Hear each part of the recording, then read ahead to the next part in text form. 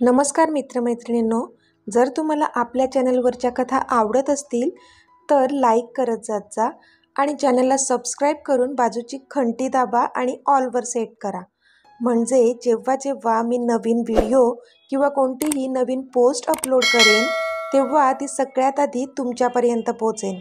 धन्यवाद। तर वळूया आपल्या कथेच्या पुढच्या भागाकडे। अजून कोणी आहे का तिच्या आयुष्यात? ह्या क्षणी अमितने विचारलं। नो बॉस, फक्त ती अश्विनी आणि त्यांची मुलं सोडली तर बाकी कोणीच त्यांच्या आयुष्यात नाही आहेत, रॉनी बोलला। तसा अमितच्या चेहऱ्यावर एक स्माईल आली। रॉनी, जर मानव तिच्या आयुष्यातून निघून गेला आहे आणि सध्या तिच्या आयुष्यात जर कोणीच नसेल तर तिला माझी बनण्यापासून कोणीच नाही रोखू शकत, स्वतः तीसुद्धा नाही। She was mine, she is mine and she will be mine forever, Amit बोलला। त्याच्या चेहऱ्यावरचा आनंद ओसंडून वाहत होता। आता पुढे। पण बॉस, मॅम तर काही बोलतच नाहीत मानवबद्दल, आपल्याला सत्य कसं कळेल? मानवने मॅमना का सोडलं? रॉनी बोलला। त्याचा आता काहीच उपयोग नाही आहे।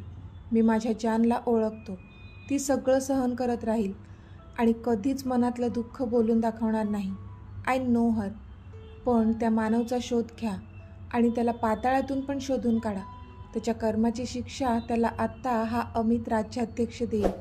त्याने माझी मैत्री पाहिली, आता दुश्मनीसुद्धा बघेल तो, अमित एक सुस्कारा सोडत बोलला। ओके बॉस, पण आता तुम्ही काय करणार आहात? म्हणजे मला तशी पुढची स्टेप घ्यायला? रॉनीने विचारलं। आता तू फक्त मानवचा शोध घे, जानूबद्दल जे करायचंय ते मी करेन, अमित बोलला। ओके बॉस, पण ते मॅम तर आता जॉब सोडून जाणार आहेत ना, म्हणून विचारतोय, रॉनीने कचरतच विचारलं। ती कुठेच नाही जाणार, तिला फिरून माझ्या जवळच यायचंय, अमित गालात हसत बोलला। म्हणजे बॉस, मला कळलं नाही, रॉनी बोलला। म्हणजे हेच की परवाचं हे ग्रँड प्रीमियर संपल्यानंतर मी माझ्या जानला पुन्हा एकदा प्रपोज करणार आहे। It will be our second date, Amit blush होत बोलला। तसा रॉनी गालातच हसला। Wish you best luck boss, Ronnie पण त्याच्या अंदाजात बोलला। थँक्स रॉनी, पण त्याची काहीच गरज पडणार नाही, ती माझीच आहे आणि ती माझ्या जवळच येईल, अमित बोलला। जसं तुम्हाला वाटतंय तसंच होऊ देत boss, I will pray for you, Ronnie बोलला। तसं अमितने स्माईल केली। Bye boss, good night, Ronnie बोलला आणि तिथून निघून गेला। अमित मात्र आता बराच सावरला होता। त्याने स्वतःला बेडवर झोकून दिलं आणि तिच्याच विचारात मग्न झाला तो। जान, मी खूप तिरस्कार केला तुझा इतक्या वर्षात, पण तुझ्या बाजूने विचार केलाच नाही। शेवटी 3 वर्ष बेड रिडन असणाऱ्या नवऱ्यासाठी कोण थांबेल ना? एनिवेज, पण तुझी 2 क्यूट मुलं आहेत, त्यांना बघून मला का आपलंसं वाटायचं ह्याचं कारण मला आत्ता कळतंय। कारण ती माझ्या जानची मुलं होती, म्हणून प्रत्येक वेळी मला वाटायचं की मी प्रिन्सेसला भेटल्यावर मला एक वेगळीच हुरहुर का जाणवत असायची, आणि ते म्हणजे ती तर माझी छोटी जान होती म्हणून वाटायची। She is so cute just like you जान। आणि तो जिनू, जिनूच नाव आहे ना त्याचं, तो पण खूप हँडसम आहे, पण खूप भाव खातो ग। असो, झालं ते झालं, पण मला आता तुम्ही सगळे हवे आहेत। जान, आता नाही सहन होत हा दुरावा, लवकर ये प्लीज, तुझा मीत तुझी वाट बघतोय, तो मनातल्या मनात एकटाच बडबडत होता आणि त्याच्या चेहऱ्यावर एक स्माईल येत होती। मग मात्र तो झोपेच्या अधीन गेला। इथे रॉनी त्याच्या घरी पोहोचला होता। त्याला पण झोप काही येत नव्हतीच, सतत आशूचा चेहरा डोळ्यांसमोर येत होता। आशू का खोटं बोलली असेल की ती दोन्ही मुलं तिची आहेत, जेव्हा की तिला माहीत होतं की ती जान्हवी मॅमची मुलं आहेत? मी जेव्हा तिला लग्नासाठी विचारलं तेव्हा पण ती त्याबद्दल काहीच बोलली नाही, पण का? रॉनीच्या डोक्यात पण आता विचारचक्र सुरू झाले होते। शेवटी विचार करून करून थकला तो आणि झोपेच्या आहारी गेला। हे गुड मॉर्निंग मॉम, अमितने हसून रीमाना ग्रीट केलं आणि तो डायनिंग टेबलवर नाश्ता करायला बसला। सगळेजण मात्र त्याच्याकडे आश्चर्याने पाहत होते, म्हणजे कालच्या इन्सिडेंटनंतर तो पूर्णपणे तुटायला हवा होता, पण नाही, तो तर एकदम फ्रेश मूडमध्ये दिसत होता। अमित, तू बरा आहेस ना बाळा, रीमांनी विचारलं। Yes mom, I am perfectly all right, मला काय झालं आहे? तो हसून बोलला. तशी रीमाच्या चेहऱ्यावर पण स्माईल आली. काही का असेना, तो डिस्टर्ब नाही आहे, हेच काय ते चांगलं वाटत होतं त्यांना. पण तिथे बसलेल्या कुणाल आणि किंजलच्या चेहऱ्यावरचा मात्र रंग उडाला होता. त्यांनी एक्सपेक्ट केलं नव्हतं की तो असा बघायला मिळेल त्यांना. मॉम प्लीज वाढ ना, भूक लागली आहे मला, अमित बोलला. हो हो वाढते हां माझ्या राज्या, मॉम हसून बोलल्या आणि त्यांनी त्याला नाश्ता सर्व केला. इट्स डिलिशियस मॉम, अमित बोलला. तशी रीमा भरल्या डोळ्यांनी त्याच्याकडे पाहू लागली, कारण इतक्या वर्षात त्याने कधीच कोणत्याच जेवणाचं कौतुक नव्हतं केलं की कोणताच आनंद साजरा केला नव्हता.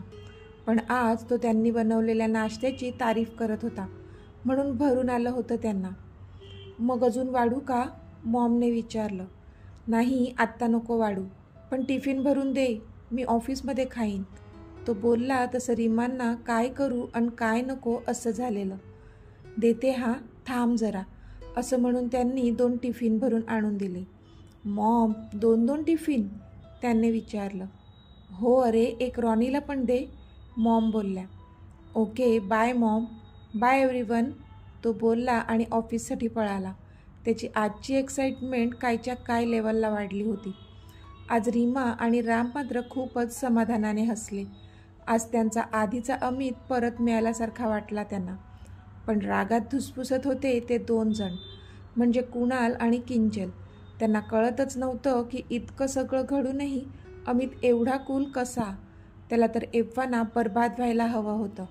जानूने सुद्धा आपलं पटपट आवरलं आणि ती ऑफिसला पळाली. तिला त्याची काळजी वाटत होती, कारण काल जे काही त्याच्या डोळ्यांसमोर घडलं होतं त्याच्यामुळे तो किती जास्त डिस्टर्ब झाला असेल हे तिला माहीत होतं. ऑफिसमध्ये पोचल्यानंतर जानूची सगळ्यात आधी नजर त्याच्या केबिनवर गेली, तर केबिनचं दार उघडलं होतं, म्हणजे नक्कीच तो आत बसलेला असेल. कळलं तिला. आपोआप तिची नजर त्या काचेवर गेली, ज्यामध्ये तिला तिचा चेहरा दिसत होता. पण त्या काचेच्या त्या बाजूने बसलेला तिचा मीत मात्र नेहमीसारखा आता तिला बघत असेल की नाही ह्याची शंकाच होती तिला. पण तिची शंका खोटी ठरली, कारण आतून तो फक्त तिच्याकडेच पाहत होता. खूपच वेगळी भासत होती आज त्याला ती. त्याची नाजूक जानू आता 2 मुलांची आई होती, त्यामुळे अजूनच सुंदर दिसत होती ती त्याला. तिने पटकन स्वतःचं आवरलं आणि नोटपॅड घेऊन ती लगबगीने त्याच्या केबिनच्या दिशेने गेली. मै कम इन सर, तिने दारावर नॉक करून विचारलं. येस प्लीज कम इन, तो बोलला. सर क्लायंटची मीटिंग आहे आता, जानू बोलली. मिसेस मोहिते, मी तुम्हाला सांगितलं आहे ना की हे काम रॉनी करेल. तुम्ही मिस्टर आदर्शला जॉईन केलं नाही का अजून, अमितने तिच्याकडे न बघताच बोलला तो. मी आदर्शला जॉईन केलं आहे सर, पण तुमचं, ती काही बोलत होतीच तोच अमितने तिला थांबवलं. माझं काम रॉनी करेल, मी म्हणालो तुम्हाला, तो बोलला. सर मला म्हणायचं होतं की तुमचा हात आता कसा आहे, ती बोलली. तशी त्याची नजर त्याच्या हाताकडे गेली आणि त्याने एकदा तिच्याकडे पाहिलं. त्याला आवडलं तिचं असं त्याची काळजी करणं, पण चेहऱ्यावर मात्र दाखवलं नाही त्याने. It's okay now, no need to show concern, तो मुद्दामच बोलला. तशी नाराज झाली ती. यू मे लीव्ह नाव, तो बोलला. तशी ती पुन्हा पाय आपटत निघून गेली. सॉरी जान, फक्त उद्याचा दिवस जाऊ दे, त्यानंतर मी तुला कोणताच त्रास नाही देणार, तो तिच्या पाठमोऱ्या आकृतीकडे पाहून बोलला. ती बाहेर आली आणि सरळ आदर्शच्या केबिनमध्ये गेली. हे जानवी प्लीज कम, आदर्श बोलला. आदर्श चल, जेवढं काम झालं ते एकदा पुन्हा डोळ्यांखालून घालूया, काही मिस्टेक व्हायला नको. आफ्टर ऑल हा आपल्या कंपनीचा मेन प्रोजेक्ट आहे, त्यासाठीच तर तो फॅशन शो ऑर्गनाईज केला आहे, जानू बोलली आणि पटापट लॅपटॉपवर हात चालवू लागली. Yes you are right Janvi, Adarsh पण बोलला आणि कामाला लागला. जानू पहिल्यापासून तो प्रोजेक्ट हँडल करत होती, त्यामुळे तिला त्याचे सगळेच बारकावे माहीत होते. ती पुन्हा मन लावून ते काम करू लागली. इथे अमित त्याच्या केबिनमध्ये बसून आदर्शच्या केबिनचं CCTV फुटेज पाहत होता आणि तिला एवढं मन लावून काम करताना पाहून उगाचच खुश होत होता. मै कम इन बॉस, रॉनी बोलला. येस रॉनी, अमित बोलला. बॉस आपली एक टीम मानवचा शोध घेण्यासाठी लावली आहे आणि ती अश्विनी, रॉनी बोलता बोलता थांबला. अश्विनीचं काय, अमितने विचारलं. बॉस, अश्विनीची सुद्धा माहिती काढण्याचा प्रयत्न करतोय, पण तिची काहीच माहिती मिळत नाही आहे. फक्त ती त्या दिवशी मॅम आणि मानव यांच्यासोबत शिमल्याला गेली होती, तेवढेच डिटेल्स सापडत आहेत, रॉनी बोलला. तसा अमित मात्र विचार करू लागला.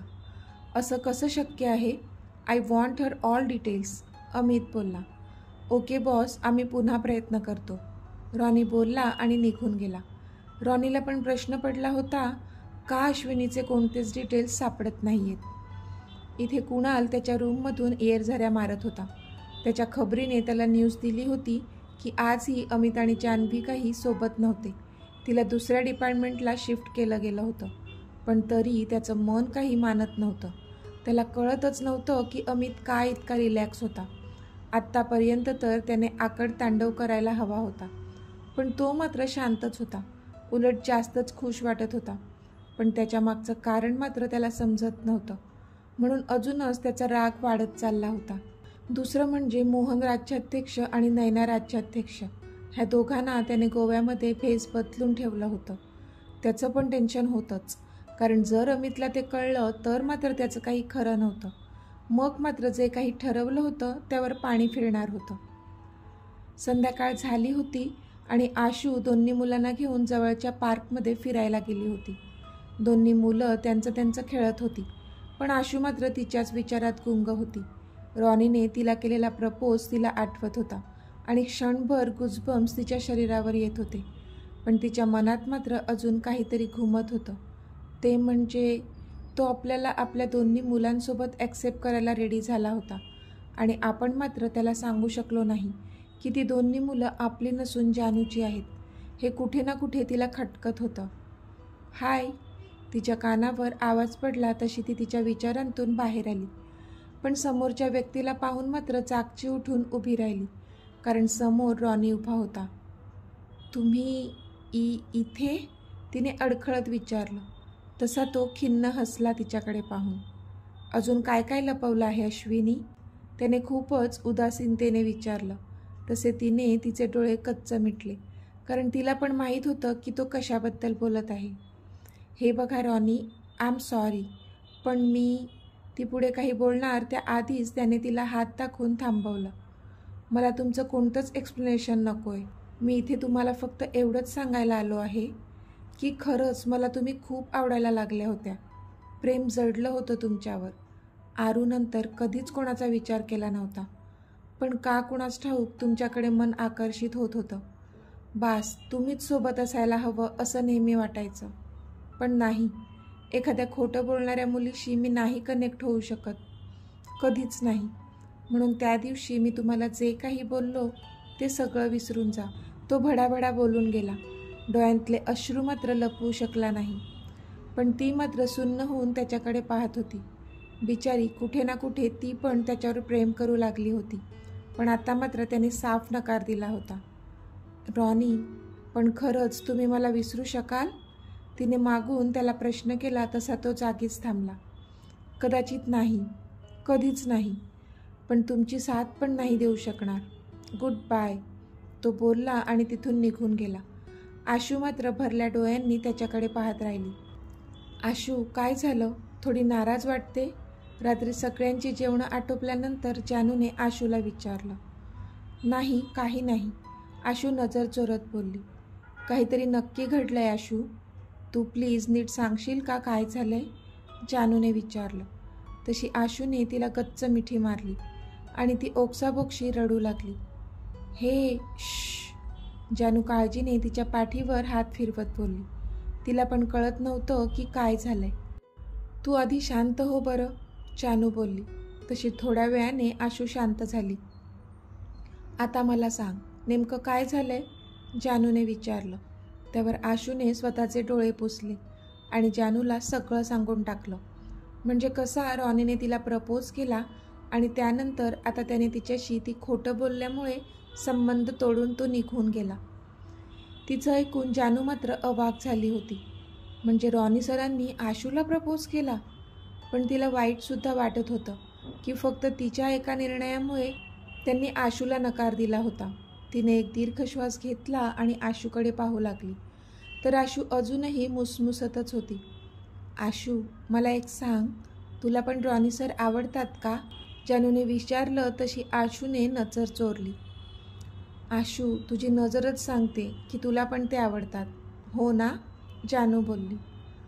हो जानू, मला पण आवडतात ते, पण मला निर्णय घेता येत नव्हता, म्हणून मी तुझ्याशी बोलणार होते, पण वेळच नाही मिळाला ह्या सगळ्या गोंधळात. काल तू पण किती डिस्टर्ब झाली होती, म्हणून मला बोलता नाही आलं तुझ्याशी. आशू खाली मान घालून बोलली. आशू, जर तुला पण रॉनी सर आवडत असतील तर डोळे झाकून त्यांना होकार दे. खूप चांगले आहेत ते, त्यांची गॅरंटी मी घेते. अगं, ते तुला दोन्ही मुलांसोबत ॲक्सेप्ट करायला रेडी झाले होते, म्हणजे त्यांचं तुझ्यावर खरंच खूप प्रेम आहे. ते गोल्ड हार्टेड पर्सन आहेत. अगं, तू विचार कर, जो माणूस त्याच्या बॉसला वाचवण्यासाठी स्वतःवर गोळ्या झेलू शकतो, तर तो त्याच्या लाईफ पार्टनरसाठी किती काय करेल. जानू बोलत होती आणि आशू तिचं एकटक ऐकत होती. पण जानू, त्यांनी तर नकार दिलाय ना आत्ता? आशू मान खाली घालून बोलली. आशू, ते इतकं मोठं कारण नाही आहे त्यांच्या नकार देण्याचं. त्यांना खरं कळल्यावर ते नक्कीच तुला समजून घेतील. आता सध्या ते थोडे नाराज आहेत तुझ्यावर, हर्ट झाले आहेत, म्हणून असे वागले असतील. मी त्यांना समजावेन, डोंट वरी, जानू बोलली. तशी आशूने तिला मिठी मारली. तर मित्रमैत्रिणींनो, आजचा भाग तुम्हाला कसा वाटला ते मला कमेंटमध्ये सांगा. आणि जर आवडला असेल तर व्हिडिओला लाईक करा, शेअर करा आणि चॅनलला सबस्क्राईब करून बाजूची घंटी नक्की दाबा. चला तर भेटूया आपल्या पुढच्या भागात. तोपर्यंत धन्यवाद.